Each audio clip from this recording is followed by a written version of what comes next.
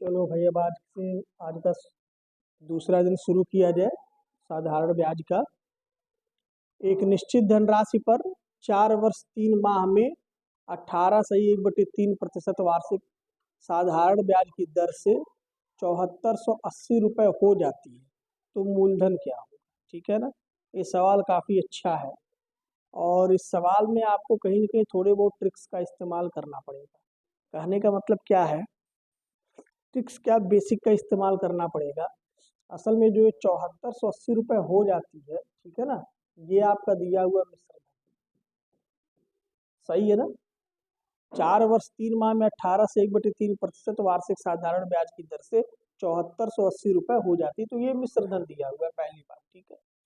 और मिश्रधन जो होता है वो दो चीजों का कंपोनेंट होता है, मूलधन का और ब्याज का। सही है ना।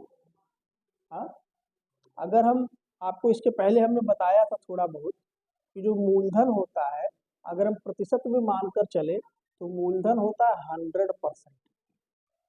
ठीक है। और जो ब्याज होता है, ब्याज ब्याज बराबर होता है मूलधन गुणे दर गुणे समय बटे 100। तो अगर परसेंटेज में मानकर चलो तो इसको कहते हैं आरटी परसेंटेज, मतलब कि दर गुणे समय प्रतिशत। ठीक है ना, ये इसका प्रतिशत होता है। ठीक है।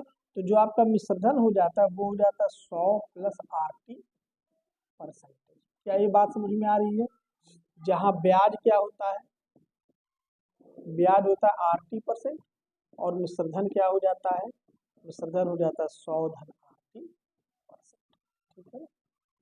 अब अगर हम इस सवाल की प्रकृति पर आए तो इस सवाल में दिया क्या है, 7480 रुपये मिश्रधन दिया हुआ है, और ये किसके बराबर हो सकता है, ये बराबर होगा 100 धन RT के। सही बात है ना। अब ये 100 धन कर दीजिए और R की जगह रेट भर दीजिए। रेट कितना है, 18 1/3, मतलब 18 3 54, 54 1 55, 55/3। सही है ना।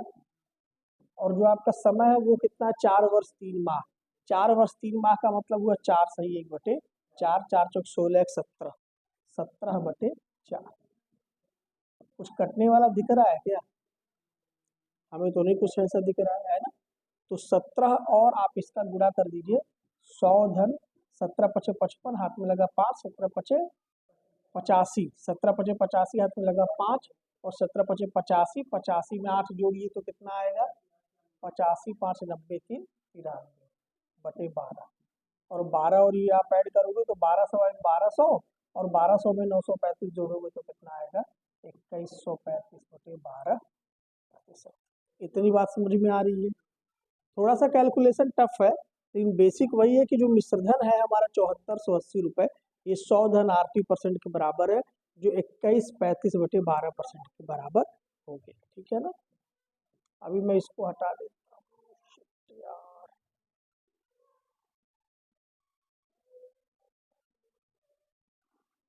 इसमें इरेजर का यूज करना पड़ेगा।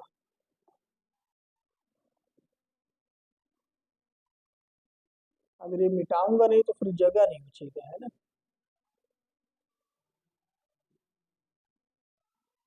तो यहाँ पर हम क्या कर सकते हैं, जो 2135/12% है ये बराबर है 7480 रुपये।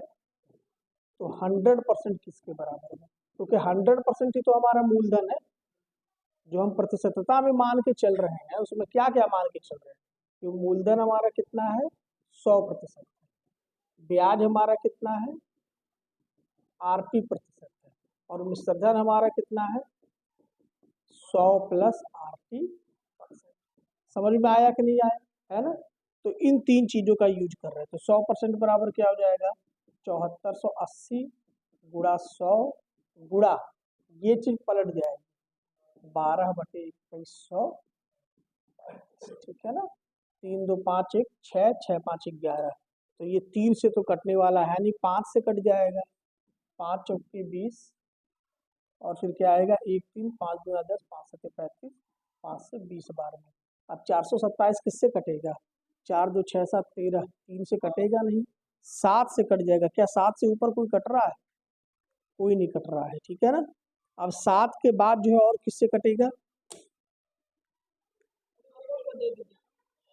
रहने दो, भिजवा देंगे।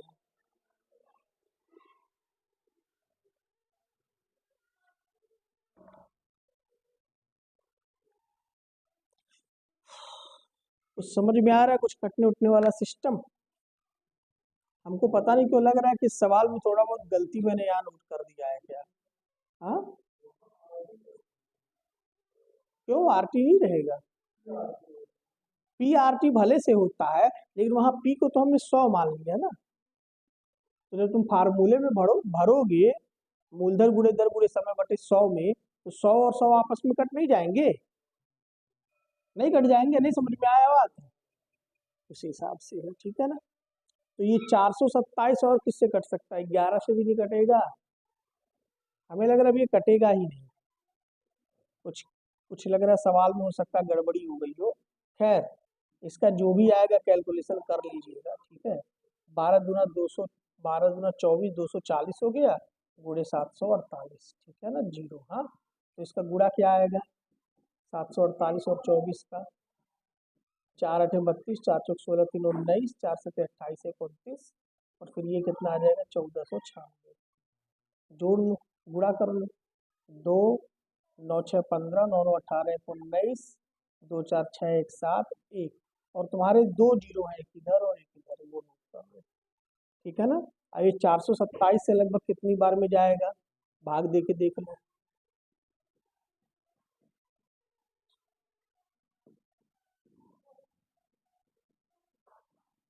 427 से लगभग 4 बार में जाएगा क्या? 4 7 28, 4 दूना 8 2 10, 4 चौक 16 1 17, 7 और 8, फिर 2 आ जाएगा। ये कितनी बार में जाएगा? लगभग 2 बार में जाना चाहिए। 2 7 14, 42 दूना 84 85, 8 और 1, फिर जीरो आ जाएगा। ये कितनी बार जाएगा? जाएगा ही नहीं, एक जीरो लेंगे तो एक जीरो उतरेगा। अब ये तुम्हारा फिर 4 बार जाएगा, तो नियरली मैं देख रहा हूँ 4204 आएगा। हाँ, क्या कर रहे हो? हाँ, इसीलिए तो मैं कह रहा हूँ कि सवाल में कहीं हमें लग रहा है कि 7480 रुपये ब्याज हो जाता है, क्योंकि इतना लंबा कैलकुलेशन इसका है नहीं। लेकिन अगर 7480 रुपये हो जाने की बात हो रही है, तो सोल्यूशन आपका यही है, ठीक है ना। तो अभी मैं यही मान के चलता हूँ कि 7480 रुपये हो जाती है, मतलब कि मिश्रधन लेके चल रहा है। कैलकुलेशन ही तो टफ है ना, बाकी चीजें तो सुविधाजनक है। नोट कर लो इस सवाल को।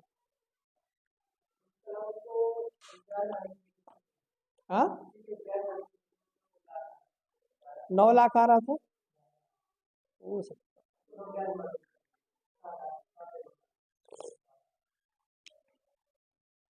अभी तो ठीक आ रहा है, लगभग 4204 के हिसाब से 4.25 साल में इतना रुपए तो हो ही जाएगा 18% के हिसाब से।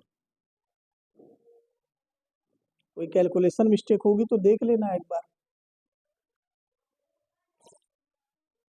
फुल्ली मैंने तो अपनी ओर से कोई कैलकुलेशन मिस्टेक नहीं छोड़ी है।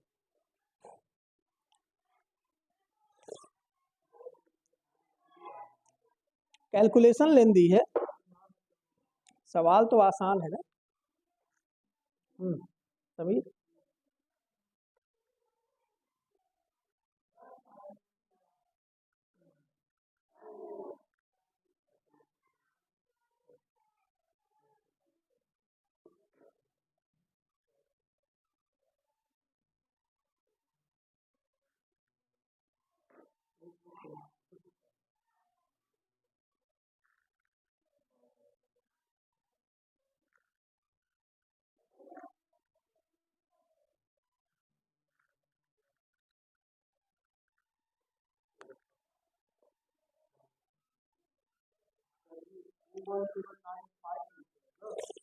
हम्म, हाँ,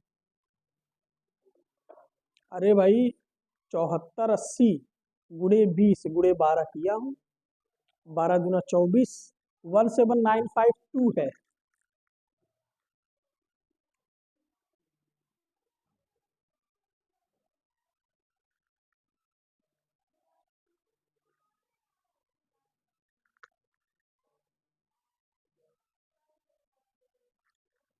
एकदम मैं सही सोच रहा था। ये जो 7480 है ये ब्याज है।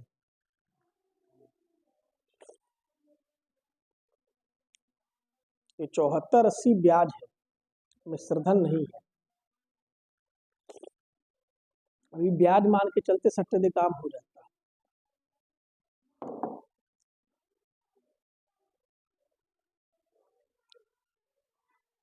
नोट हो गया?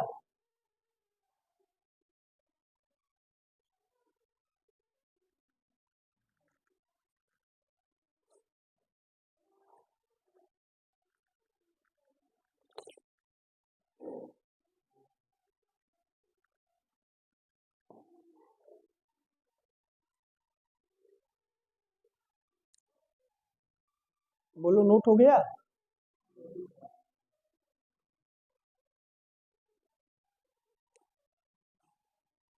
कम से कम इधर वाला तो हो ही गया होगा।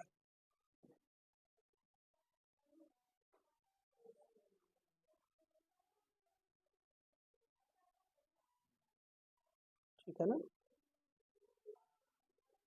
ये तीनों पॉइंट लिखे कि नहीं लिखे? मूलधन, ब्याज और मिश्रधन, ये पॉइंट लिखे हो? ये पॉइंट अपने आप में बहुत जरूरी है, ये वाला पॉइंट लिख लिया इसको?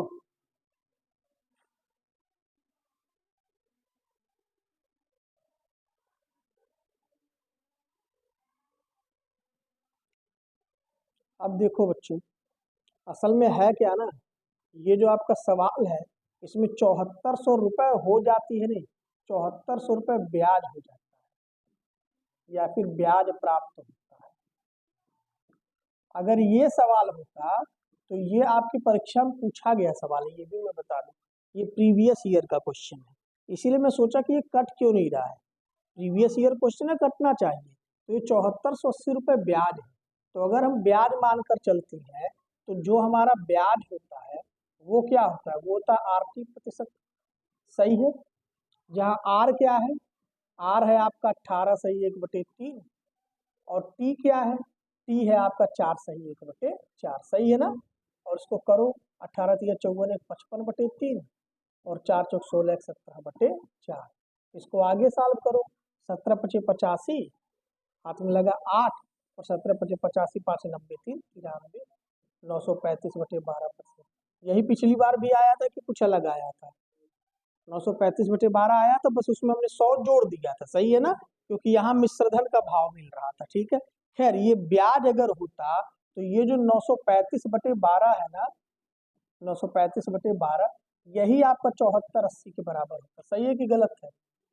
अरे भाई बोलो, सही है कि गलत है? इसमें तो किसी को डाउट नहीं ना है कि अगर ये आपका ब्याज होता 7480 रुपए तो ये बटे 12% ही 7480 होता। इसलिए 100% कितना होगा?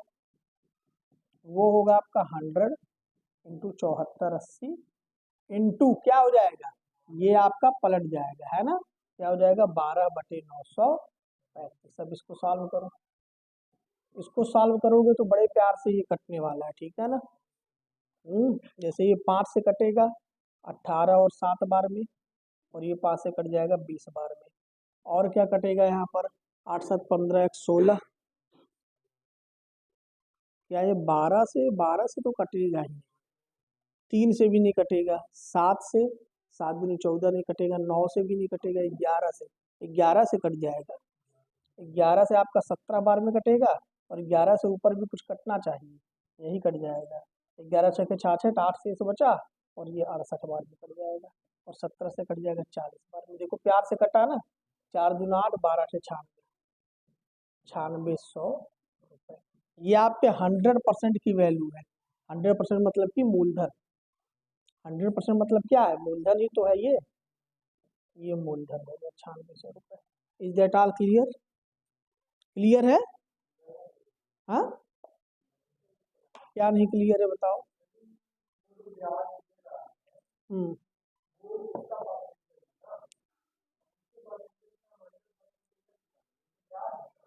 भाई मेरे, आपको मैं फिर यहाँ पर लिख के समझा रहा हूँ कि यहाँ आपका जो मूलधन होता है ये होता है 100%, और जो आपका ब्याज होता है ये आपका हो जाता है RT%, और जो ये आपका मिश्रधन होता है वो होता है 100 + RT%। इतनी बात तो समझ में आ रही है ना? इसमें कोई डाउट नहीं ना है? अगर आपके ब्याज बराबर ब्याज दे दिया है और मूलधन पूछ रहा है, तो मूलधन निकालने के लिए इनमें से किससे तुलना कराओगे, किसकी वैल्यू निकालोगे? कंफ्यूजन इसलिए तुमको हो रहा है क्योंकि तुमने कंपैरिजन का भाव अभी तक पढ़ा ही नहीं। 7480 रुपए हमारा ब्याज था और इस 7480 रुपए के बराबर में क्या परसेंटेज है हमारे पास? इस 7480 रुपए ब्याज के बराबर में हमारे पास परसेंटेज है ये। सही है कि गलत है? बोलो, इतनी बात समझ में आ रही है? तो इसका मतलब हुआ कि ये परसेंटेज बराबर ये रुपए होगा। ठीक है ना? अब अगर हमको मूलधन चाहिए तो मूलधन का परसेंटेज क्या है? 100%। तो हमें 100% की वैल्यू निकालनी है। ठीक है ना? ये सिंपल कंपैरिजन का कॉन्सेप्ट है, नोट कर लो इसको। थोड़ा बहुत जो भी डाउट है परसेंटेज के चैप्टर में क्लियर होगा तब।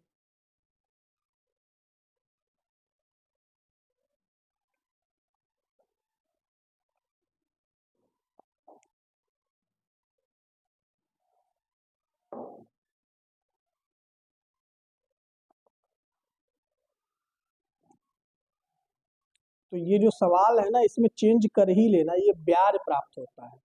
7480 रुपए हो नहीं जाता है, ब्याज प्राप्त होता है। क्या चीज? ओहो हो, हाँ तो डबल जीरो ज्यादा आ ही जाएगा। हाँ, अगर मिश्रधन पूछेगा तो 100 धन आरटी निकलेगा, और उससे बेहतर तो यही है कि 9600 रुपये मूलधन हो ही गया है और ब्याज मालूम है, दोनों को जोड़, तो वो ज्यादा आसान है। हाँ, आज डायरेक्ट निकालना हो तो बोलो, आगे बढ़ा जाए।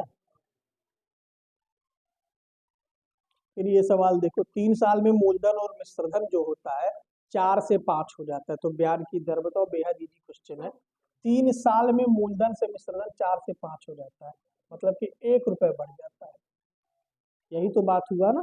और आपसे दर पूछ रहा है, तो दर बराबर क्या होता है? ब्याज गुणा 100 बटे मूलधन गुणे समय। बड़े प्यार से आपका आंसर आ गया 8 सही, 3% पर एनम। ये 4 से 25 बार में कट जाएगा। कोई दम था? कोई दिक्कत है? ये तो भाई अब आसान है, ये तो यार हलवा है ये। 3 साल में मूलधन और मिश्रधन का अनुपात 4:5 हो जाता है। आप लोग यही में 4x 5x कुल करने लगते हैं। x मानने की जरूरत ही नहीं। x वक्स कर रहा था ना, तब बताओ, बेकार है। बेहद इजी क्वेश्चन है। आज मैं इसका आप लोगों को कोड शेयर कर दूंगा, कोडवा जो है स्कैन कर लेना। ठीक है ना? मेरे अनोटेशन के साथ तुम्हें मिल जाएगा। आगे बढ़ूं मैं? हम्म ठीक है, ये सवाल देखो। कुछ साल में मूलधन मिश्रधन 4:5 हो जाता है, 3 साल बाद ये अनुपात 5:7 हो जाता है, ब्याज की दर में। तो अभी कैसे होगा? इसमें ये है, देखो, एक कॉन्सेप्ट होता है, उसको मैंने नाम दिया है एनॉमली कॉन्सेप्ट। एनॉमली कॉन्सेप्ट मैंने इसको नाम दिया है। एनॉमली मैंने क्यों नाम दिया हुआ है? क्योंकि इसमें एक विशेष प्रकार की एनॉमली है। एनॉमली का मतलब होता है कि वो चीज नॉर्मल नहीं है, वो चीज एबनॉर्मल है। एबनॉर्मल मैथ में क्या है? मैथ में एबनॉर्मल है कि एक ही चीज की दो वैल्यू, वही एबनॉर्मल है। जैसे यहाँ पर मूलधन दिया हुआ है 4 और यहाँ मूलधन दिया हुआ है 5, मतलब कि यहाँ पर एबनॉर्मलिटी है, एनॉमली है। इस एनॉमली को हटाना पड़ेगा। भाई यहाँ मैं लिख देता हूँ मूलधन, यहाँ मैं लिख देता हूँ मिश्रधन। पहले केस में 4/5 है और दूसरे केस में 5/7 है। लेकिन क्या मिश्रधन तो मान लो बदल जाएगा, 3 साल बाद तो मिश्रधन तो बदलना है, बढ़ जाएगा, लेकिन मूलधन विल नेवर चेंज। बात समझ में आ रही है ना? तो यहाँ ऊपर नीचे आप 5 का गुणा कर लो तो ये 20/25 हो जाएगा, और यहाँ ऊपर नीचे 4 का गुणा कर लो तो ये 20/28 हो जाएगा। मतलब हमें 25 से 28 हो गया, 3 बढ़ गया है ना। इसमें 3 साल में 3 बढ़ा है 3 सालों में। ठीक है ना? तो आपका रेट क्या हो जाएगा, दर क्या हो जाएगा? ब्याज हो गया 3 का, अरे भाई जो चेंज होता है वही तो आपका ब्याज कहलाता है। 3 × 100/3 और आपका मूलधन कितना है 20। 3 से 3 कट गया, 20 से 100 कटा 5 बार में, आंसर आ गया 5% पर। नहीं समझ में आया तो बोलो। हाँ देखो कुछ लोगों की डाउट में होगा कि ब्याज तो सर 20 से 28 हुआ है तो 8 होना चाहिए, लेकिन उससे नहीं है। मेन है कि आपका यहाँ से बदलाव हुआ है, मतलब मिश्रधन 25 था, अब मिश्रधन 28 हो गया है ना। तो मतलब कि ये 3 बढ़ा है 3 सालों में। 20 से अब हम नहीं दिख रहे हैं, 25 से दिख रहे हैं। बात समझ में आया ना, नोट कर लो। ये भी बड़ा प्यारा सवाल था, अगर आपने ये पढ़ा है तो इजी है, नहीं पढ़ा होता तो ये कठिन हो जाता।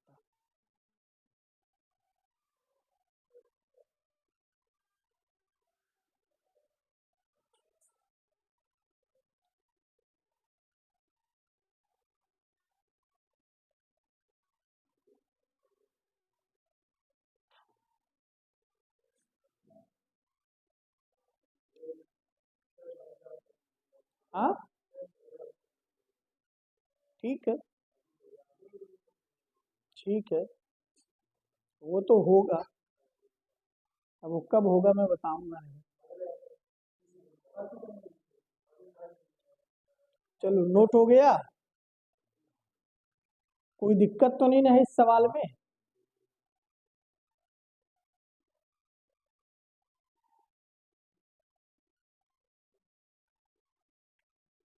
अगर ये पूछ लेना कि ये कुछ साल है कितना, अगर बाय द वे ये पूछ ले कि कुछ साल कितना है, तो अब तुम ये भी सोच के बता सकते हो। जब ये 3 बढ़ रहा है 3 सालों में, तो 20 से 25 कितने सालों में हुआ? 5 सालों में, है कि नहीं भाई। अगर 3 बढ़ रहा है 3 साल में, मतलब 1 बढ़ रहा है 1 साल में, तो 20 से 25 हुआ होगा 5 साल में। तो ये जो कुछ साल का आंसर है ना, ये 5 है। बात समझ में आया ना।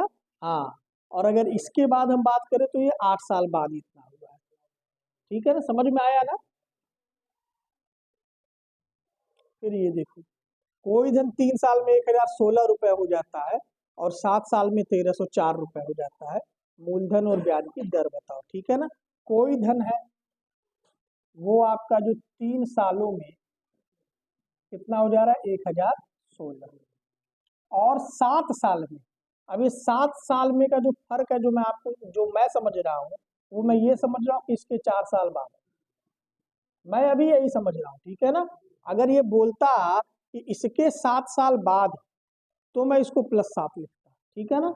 अभी मैं यही मान के चल रहा हूँ कि ये यही है, 1304 हो जाता है। तो इन 4 सालों में ये कितना चेंज किया, 14 में से 6 गया 8, है ना, और फिर आपका 9 में से 1 गया 8, फिर 12 में से 10 गया 2, 288 रुपए का चेंज दे रहा है 4 साल में, है ना। मतलब कि इसका जो ब्याज हो गया, ब्याज जो आपका ब्याज हो गया ना, वो ब्याज है 72 रुपए पर ईयर। सही है कि नहीं सही है। जैसा कि मैंने आपको बताया कि साधारण ब्याज कभी बदलता नहीं है। तो अगर 4 सालों में इसने 288 दिया है, मतलब ब्याज कितना है 72 रुपए पर साल। तो इन 3 सालों में ब्याज कितना होगा, वो होगा 216 रुपए। हुआ होगा कि नहीं हुआ होगा इन 3 सालों में, इन 3 सालों में 216 हुआ होगा। मतलब कि आपका मूलधन कितना था, वो था आपका 800 रुपए। बोलो सही है कि गलत है। भाई जब 1016 में से 216 घटाओगे तो 800 तो मिलेगा जो तुम्हारा ब्याज है, और फिर दर क्या मिल जाएगा।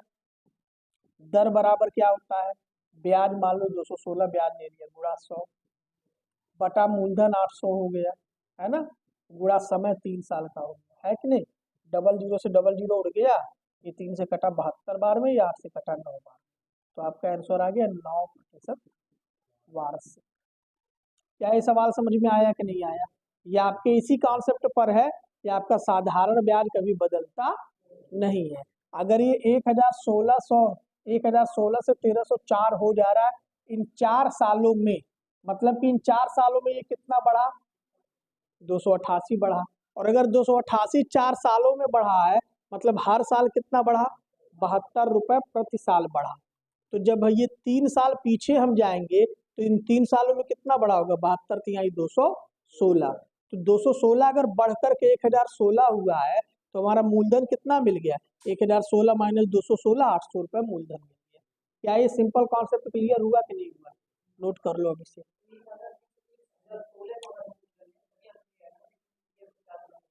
बाबू 1016 मूलधन है ये नहीं, वो है ही नहीं, 1016 मूलधन नहीं है वो, उसको ले लोगे तो होगा नहीं करेगा।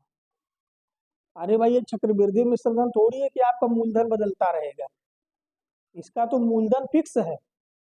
समझ गए कि नहीं समझ गए, इसका मूलधन फिक्स होता है, ब्याज फिक्स होता है।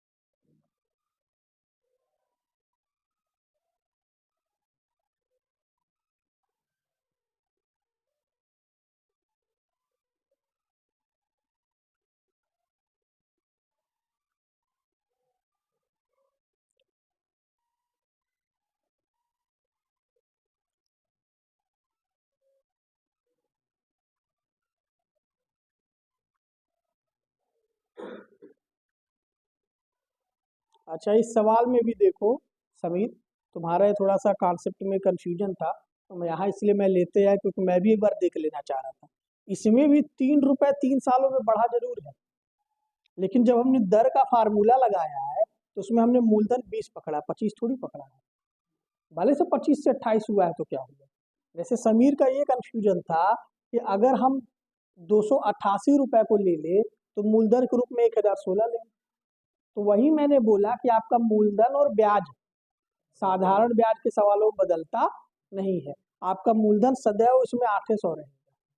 इसमें भी सेम चीज हमने यूज किया है, इसमें जो मूलधन है वो सदैव 20 ही रहेगा, भले से आप 3 का बदलाव है ना। दो मिश्र धनों के बीच का बदलाव भी ब्याज ही कहलाएगा, दो मिश्र धनों के बीच का बदलाव भी ब्याज ही कहलाएगा। बात मेरी समझ में आ रहा है कि नहीं आ रहा है। तो 25 से 28 का डिफरेंस 3, ये ब्याज जरूर है, लेकिन अगर इसे दर निकालना होगा तो आप मूलधन के रूप में 20 का ही इस्तेमाल करोगे। बात समझ में आ रही है ना, इस कॉन्सेप्ट को गड़बड़ाइएगा मत। नोट हो गया ये कि नहीं हुआ है, हो गया है नोट, बढ़ा जाए आगे। अब ये सवाल देख लो। हम्म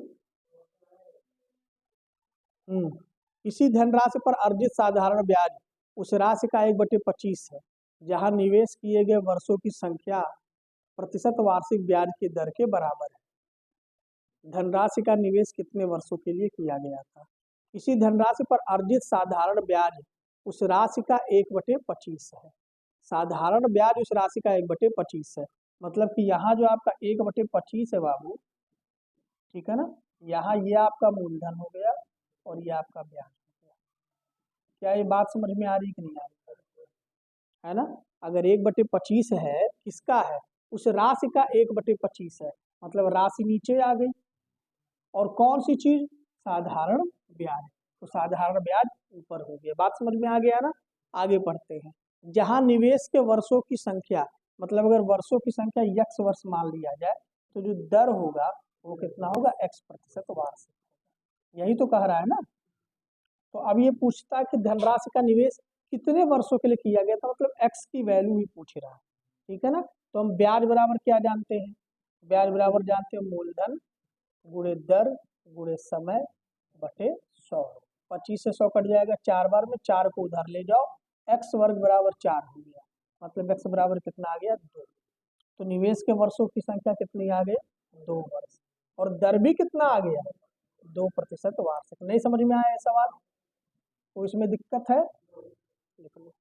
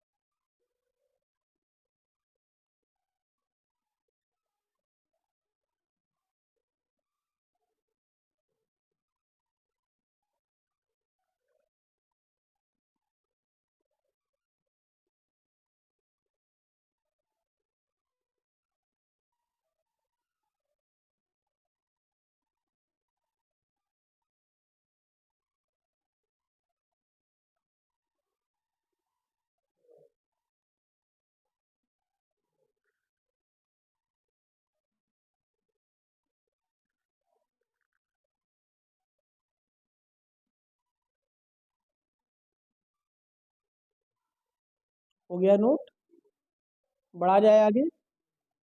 चलो ठीक है, अगला सवाल देखो। किसी राशि का साधारण ब्याज उसके मूलधन का 9/35 है। तो अगर मूलधन का 9/35 है, कौन सी चीज? साधारण ब्याज। तो ये हो गया आपका ब्याज, और ये क्या हो गया आपका मूलधन।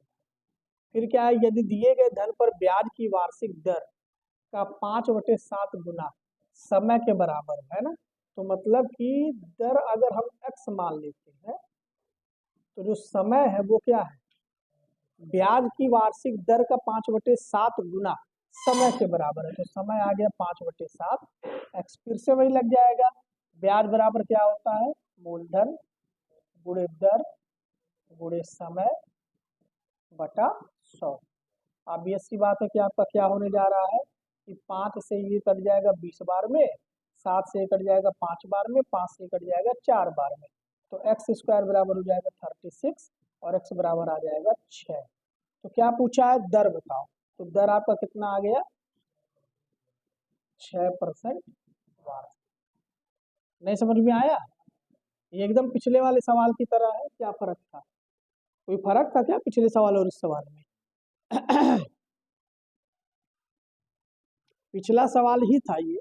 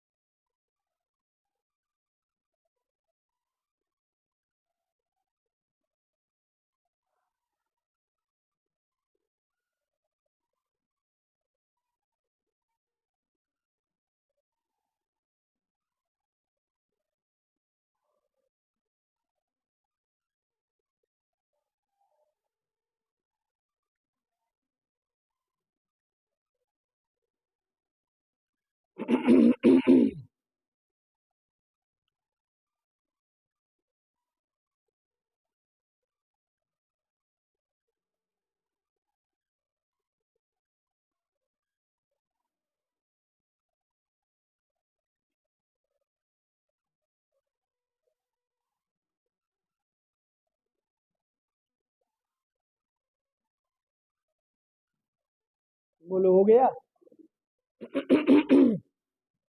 देखो, इसमें कुछ वैरायटी जाती है। वैरायटी, वैरायटी क्या आ सकती है? वैरायटी आ सकती है कि बोल दे मिश्रधन मूलधन का 44/35 है। यही सवाल यहाँ बोल दे, किसी राशि का मिश्रधन उसके मूलधन का 44/35 है, तो भी डरने की जरूरत नहीं है। ये इसमें मिश्रधन 44 हो गया, मूलधन 35 हो गया, तो ब्याज क्या हो जाएगा, 9 हो जाएगा। और एकदम सेम प्रोसीजर में सॉल्व होगा। मिश्रधन 44 है, मूलधन 35 है, तो ब्याज 9 नहीं हो जाएगा? सेम ही सवाल हो जाएगा। या फिर इसकी एक वैरायटी ये दे सकता है कि मूलधन मिश्रधन का 35/44, तो भी डरने की कोई जरूरत नहीं है। मिश्रधन का 35/44 है, मतलब ये आपका मिश्रधन हो गया, और ऊपर वाला क्या हो गया, मूलधन हो गया। तो आपका मिश्रधन मूलधन का डिफरेंस ब्याज आ जाएगा 9 और मूलधन आ जाएगा 35। तो सवाल सेम टू सेम है, बस कहने का फर्क थोड़ा सा बदल गया। ठीक है ना? तो नोट करो एक बार, वैरायटी नोट करो। कि यही सवाल आपको इस तरीके से घुमा के पूछ सकते।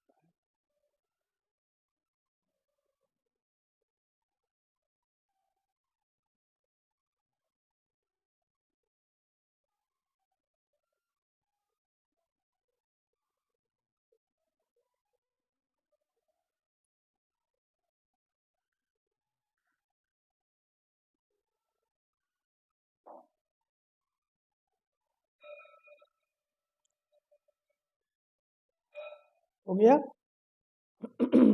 बढ़ा जाए आगे। ये देखो, 12 साल में किसी धनराशि पर साधारण ब्याज 2,000 रुपए है। प्रारंभिक मूल्य को अगर 10% बढ़ाया जाए तो साधारण ब्याज पर क्या फर्क होगा? भाई अगर 10% प्रारंभिक मूल्य को, मूल्य मतलब मूलधन, मूल माने यहाँ मूलधन है, ठीक है ना, ये मूलधन है।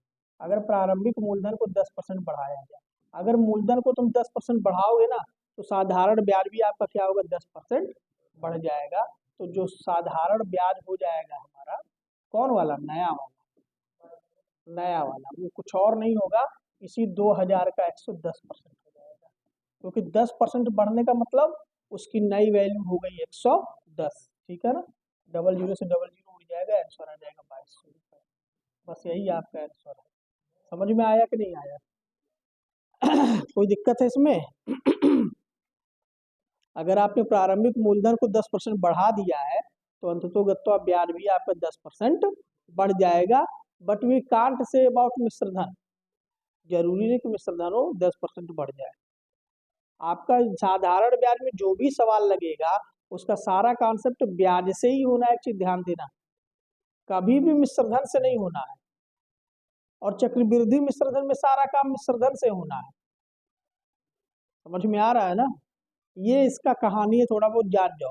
साधारण ब्याज में जो भी सवाल होना है, जो भी घुमान होना है, वो ब्याज को ही लेके होना है। ब्याज 2000 रुपए है, मूलधन 10% बढ़ा तो ब्याज 10% बढ़ जाएगा। लेकिन हम मिश्रधन के बारे में नहीं कह सकते कि मिश्रधन भी 10% बढ़ ही जाएगा। नहीं समझे मेरी बात? हाँ, कहने का मतलब ये है कि अगर ये साधारण ब्याज की जगह अगर बोल देता कि मिश्रधन 2000 रुपए है, बाय द वे, है ना, और फिर बोलता प्रारंभिक मूलधन को 10% बढ़ाया जाए, तो पहली बात तो तुम यही समझो ना कि हम कुछ कर ही नहीं सकते इस केस में, कुछ भी नहीं कर सकते। कुछ और डाटा देना पड़ेगा तभी हम आगे बढ़ पाएंगे। बात समझ में आया ना? क्योंकि हम ये नहीं कर सकते कि मूलधन 10% बढ़ा है तो मिश्रधन भी 10% बढ़ जाएगा। उदाहरण के तौर पर देख लो, उदाहरण के तौर पर मान लो 1000 रुपए है और यहाँ 10% का दर है और यहाँ 2 वर्षों की बात हो रही है, ठीक है ना। तो आपका ब्याज कितना होगा बताओ? ब्याज होगा मूलधन गुणा दर गुणा समय बटा 100। डबल जीरो से डबल जीरो उड़ गया, वैल्यू आ गई 200 रुपये, ठीक है ना। और मिश्रधन ऑटोमेटिक सी बात है, आ गया 1200। अब अगर मान लो कि हम जो है इसको ब्याज की दर को 10% बढ़ा दें, 10% ब्याज की दर को बढ़ा दें, तो क्या हो जाएगा, ये 1000 पर 20% हो जाएगा ना। और ये हो जाएगा 4 साल। अब अगर तुम ब्याज निकालोगे बाय द वे, तो ब्याज कितना निकलेगा, 1000 गुणा 20 गुणा, अच्छा ये 2 ही रहने दो, 2 का 2, इस समय में हम चेंजिंग नहीं कर रहे हैं। डबल जीरो हो गया 400 रुपये। तो तुम यहाँ देख सकते हो कि अगर हमने इसको 10% बढ़ाया है, ठीक है ना, तो ये दुगुना हुआ है, तो ब्याज भी आपका कितना हो गया है, दुगुना हो गया है। लेकिन आपका मिश्रधन, मिश्रधन देखिए 1000 में 400 जोड़ो 1400 रुपये, क्या ये दुगुना हुआ क्या?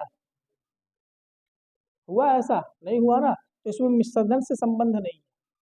बात समझ में आ गया कि नहीं आ गया? मैं बस यही समझाना चाह रहा था। आगे देखो,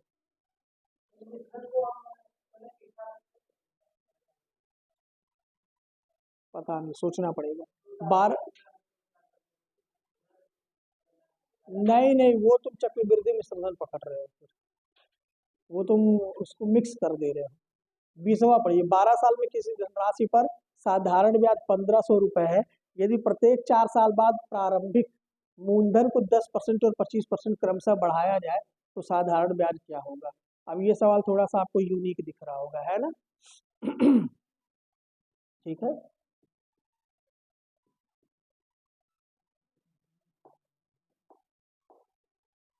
4 साल बाद, ठीक है ना, 4 साल बाद आपको 500 मिलेगा, फिर 4 साल बाद आपको 500 मिलेगा, फिर 4 साल बाद आपको 500 मिलेगा। इन 12 सालों में 1500 मिल जाएंगे, सही है। साधारण ब्याज तो बदलता है नहीं, तो ये 12 साल को जो है हमने 3 खंडों में बांट दिया। 4 साल बाद 500, फिर 4 साल बाद 500, फिर 4 साल बाद 500। आपको इस तरीके से साधारण ब्याज मिल रहा है, मिलेगा भी, क्योंकि अगर समयांतराल सेम है तो साधारण ब्याज भी सेम होगा, क्योंकि साधारण ब्याज कभी बदलता नहीं है।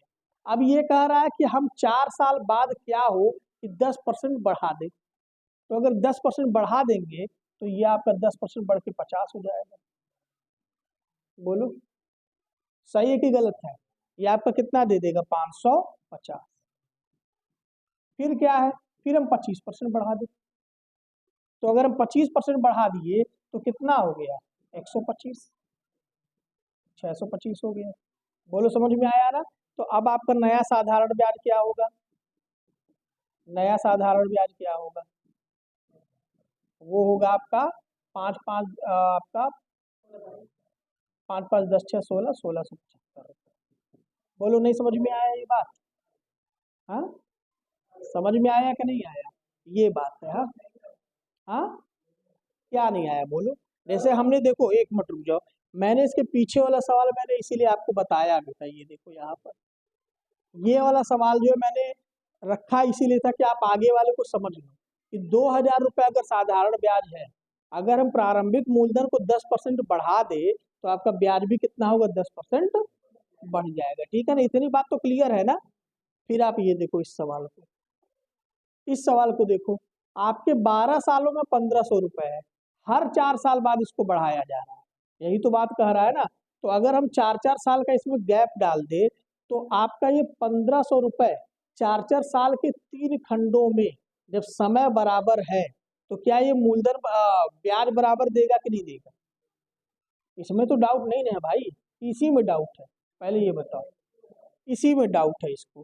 तो भाई तो इस बात को तुम समझ लो कि हमने शुरू से एक बात बता रखा है कि साधारण ब्याज के चैप्टर में जो साधारण ब्याज है वो आपका कभी बदलता नहीं है, और चक्रवृद्धि ब्याज में चक्कर काटता रहता है और उसका ब्याज जो है वो बदलता रहता है।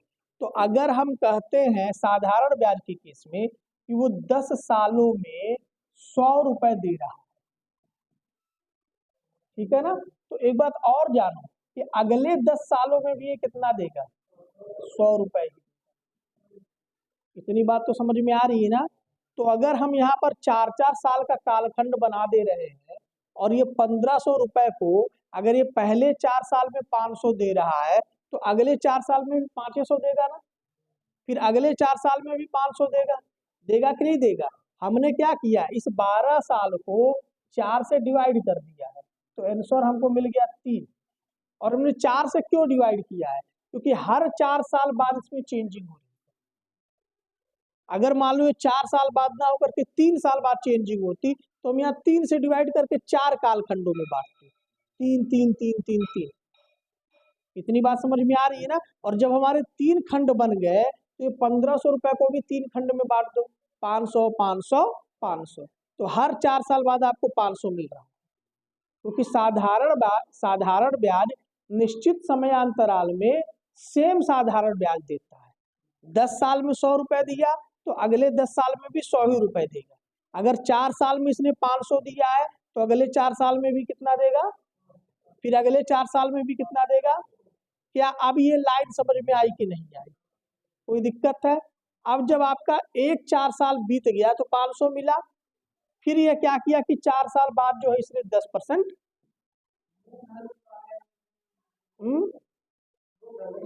मूलधन बनाया, मूलधन को बढ़ाया है 10% से। अब मान लो पहले 4 साल में तो कुछ चेंजिंग किया नहीं तो आपको 500 का 500 मिला। अब क्या किया कि इस 4 साल के बाद इसने बदलाव कर दिया, कितने का बदलाव किया, 10% इसने मूलधन बढ़ा दिया। बात समझ में आया ना। तो अगर मूलधन 10% बढ़ा दिया तो ब्याज भी 10% बढ़ गया, 500 का 550 मिल गया। फिर क्या किया कि फिर जब 4 साल बीता तो जो मूलधन हमारा था उसी मूलधन को 25% बढ़ा दिया, तो जो 500 मिल रहा था वो अपना 125 देने लगेगा। ये डाउट मैं समझ रहा हूँ, तुम्हारा डाउट क्या है, तुम्हारा डाउट ये है कि अब जो मूलधन बढ़ा है क्या वो इस 10% के बढ़ने के बाद बढ़ा है कि पुराने वाले को ही लेके 25 बढ़ा है। तो हम ये मान के चल रहे हैं कि वो पुराने वाले को ही लेके 25% बढ़ा है, ये चक्रवृद्धि की तरह नहीं बढ़ रहा। वैसे बढ़ने को तो चक्रवृद्धि बढ़ना कह देंगे, एक बार 10% बढ़ा फिर 25% बढ़ा। बात समझ में आया ना, तो वो अलग लग जाएगा, ये ठीक है। ऐसे समझ में आ गया, कोई डाउट नहीं ना है, नोट कर लो इसको।